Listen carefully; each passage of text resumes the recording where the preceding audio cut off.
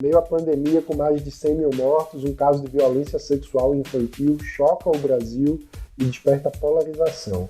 Clamando por respeito à criança de apenas 10 anos, vamos tratar desse caso com as advogadas Marina Zones e Isabela Patriota. E vamos continuar repercutindo a debandada da semana passada com o deputado Tiago Mitrô e a economista Helena Landau. Tem também o projeto Apoio uma Família em Minas Gerais.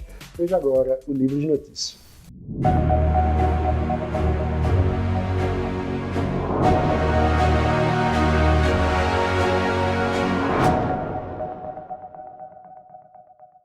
Uma menina de apenas 10 anos ficou grávida após ser estuprada pelo próprio tio no estado do Espírito Santo. Os estupros aconteciam desde que ela tinha 6 anos de idade.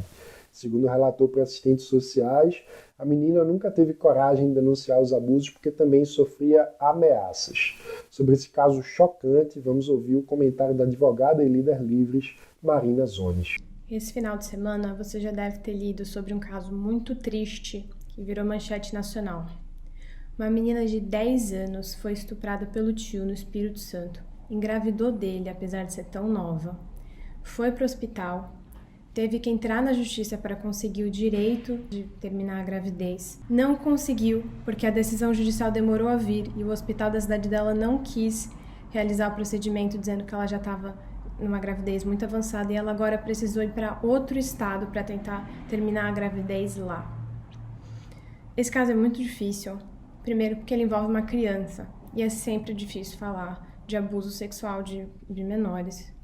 Mas ele também é cruel, porque a lei brasileira não exige que o Estado dê permissão judicial para que uma criança termine a gravidez.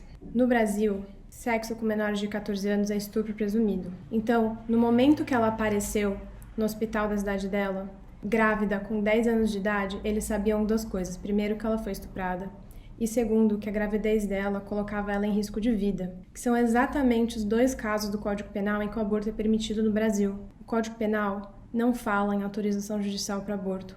O CFM tem uma portaria que também não exige autorização judicial para a realização do procedimento. Então, tudo isso que nós estamos vendo nas notícias é um prolongamento desnecessário do sofrimento dela. É muita insegurança jurídica. Está escrito na lei que ela tem esse direito. Mas no momento que ela chegou no hospital, ela descobriu que ela não tinha. E não tem razão.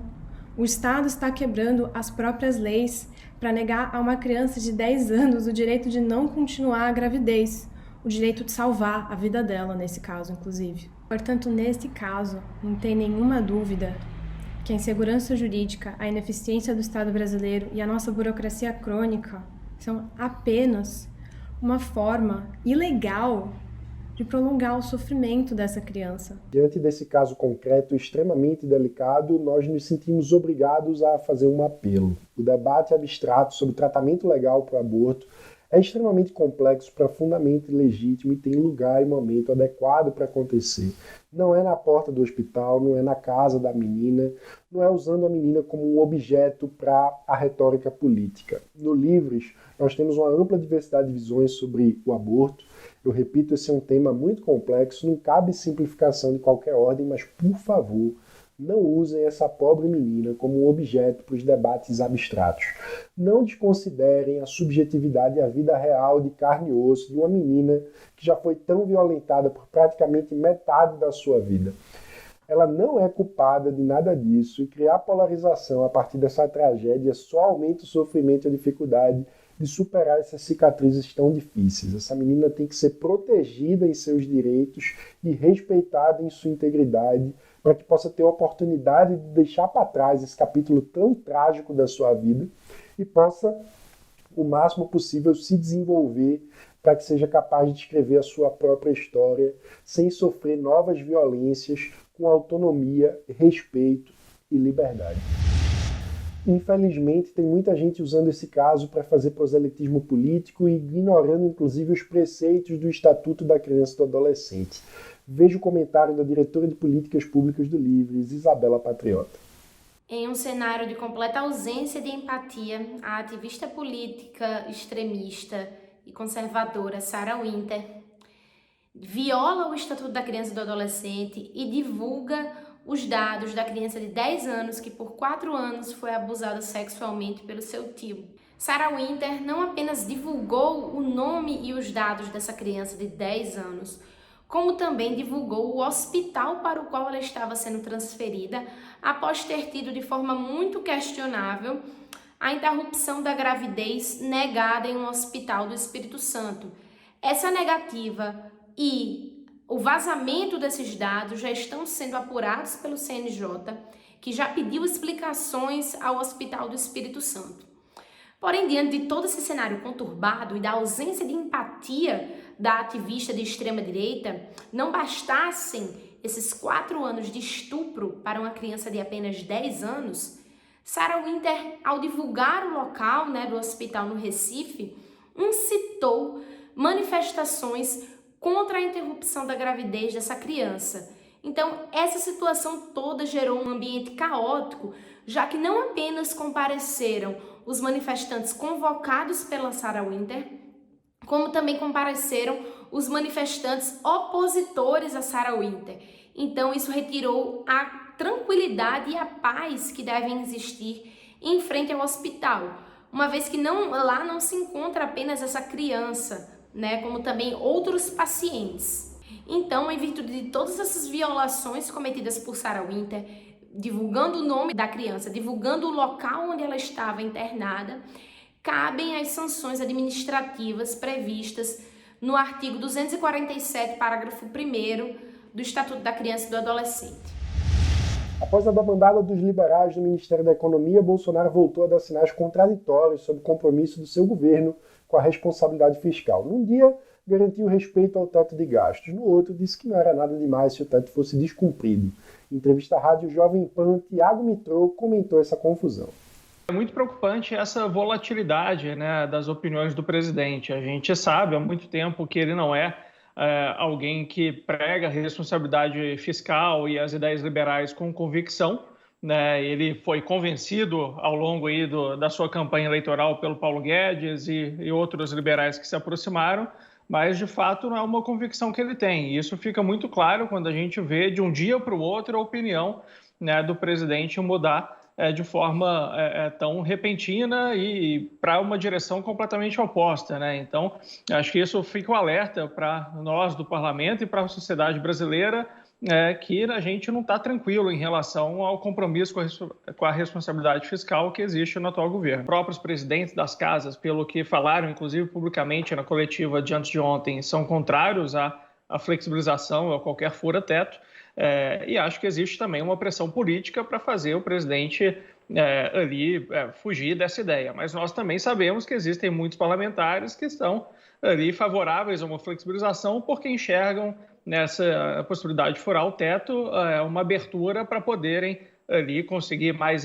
recursos para as suas bases eleitorais. Então, a gente precisa, de fato, fazer como vocês estão fazendo aqui agora, colocar esse assunto à tona para que o presidente não enxergue que há espaço na sociedade brasileira para seguir esse caminho. Nossa postura sempre foi a favor das nossas pautas. Ela nunca foi contra o governo ou a favor do governo. Então, nossa postura não muda. A pergunta que a gente faz é como fica o governo agora. Se o governo seguir a linha que nós acreditamos de mais liberdade econômica, de encampar a reforma tributária de verdade, enviar a reforma administrativa, que eu inclusive sou presidente da Frente Parlamentar da Reforma Administrativa e temos trabalhado para pressionar o governo para enviá-la. Quando o assunto é privatização, a maior especialista do país é Helena Landau. Não à toa, desde a saída de Salim Matar da Secretaria de Desestatização do Ministério da Economia, Helena tem sido muito demandada pela imprensa para explicar por que as privatizações não andam no governo Bolsonaro. Uma dessas entrevistas foi concedida ao jornalista William Vac, da CNN Brasil. Começa dando errado porque você tem um presidente da República que nunca foi a favor da privatização. Então, essa desconexão entre as promessas de campanha e o verdadeiro ideologia e vontade do Bolsonaro impede. E segundo, porque o ministro Paulo Guedes perdeu a oportunidade, logo no início do mandato, quando ele tinha todo o apoio do Bolsonaro, de toda a sociedade, de emplacar com as reformas liberais de fato. E ele não trouxe nenhuma proposta de privatização. Passou o tempo, ele foi perdendo esse espaço.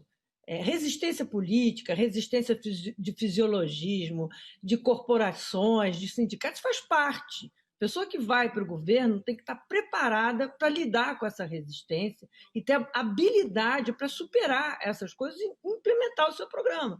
Tem que ter convicção e firmeza. Deixa eu ir nesse ponto exatamente, porque foi essencial na maneira como o ministro Paulo Guedes ontem e o ex-secretário de Desestatização e Privatização dele, o Salim Matar, também ontem, mencionaram as dificuldades. Eles disseram: a política não quer a privatização, a política não deixa a privatização acontecer. Em que medida esse argumento é procedente? Esse argumento não tem nenhuma procedência, porque a privatização foi feita sempre apesar da política. Você tem que ter vontade de fazer uma organização, uma capacidade de gestão, tanto da burocracia estatal, que tem gente muito boa lá, tanto do Congresso Nacional. Você não vê o governo tentando convencer a sociedade.